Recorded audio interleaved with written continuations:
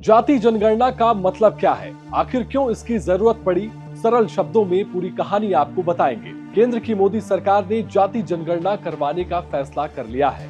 लंबे समय से यह मांग चल रही थी, अब जाकर केंद्र ने इसे हरी झंडी दिखाई है, तो दूसरी तरफ विपक्ष इसे अपनी जीत के रूप में देख रहा है। तो जातिगत जनगणना का सीधा मतलब होता है कि देश में किस जाति के कितने लोग हैं, इसके स्पष्ट आंकड़े इस पे बताए जाते हैं।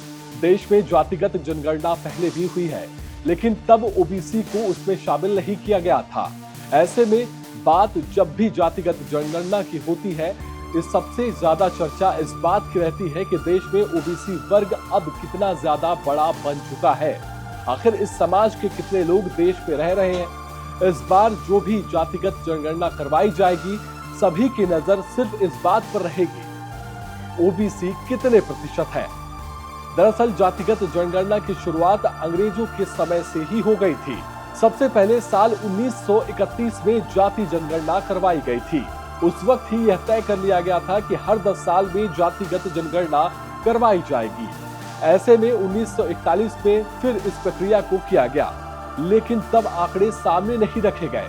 फिर देश आजाद हुआ और 1951 में फिर जाति जनगणना करवाई गई। यहाँ पर पहली बार बड़ा खेल हुआ।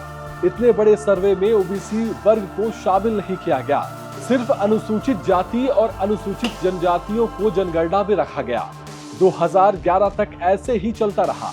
जनगणना तो हुई, लेकिन ओबीसी वर्ग को लेकर ज्यादा जानकारी सामने नहीं आई। अब सबसे बड़ा सवाल ये है कि क्या जातिगत जनगणना का कोई फायदा होगा? तो जो लोग इसका समर्थन करते हैं, उनका तो साफ मानना है कि सेंसस से पिछड़े, अति पिछड़े वर्ग के बारे में काफी कुछ पता चलेगा।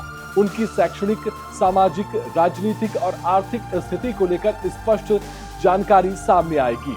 जब उन आंकड़ों में स्पष्टता आएगी, तब सरकार भी उनके लिए और मजबूती के साथ नीतियां बना पाएगी। जरूरत पड़ने पर उनकी उचित सहायता भी की जा सकेगी। तो कैसी लगी आपको ये जानकारी, कमेंट कर हमें जरूर बताएं और इस वीडियो को ज्यादा से ज्यादा शेयर करें, जिससे कि लोगों को जातिगत जनगणना यानी या कहें कि जाति जनगणना का मतलब क्या है पता चल सके।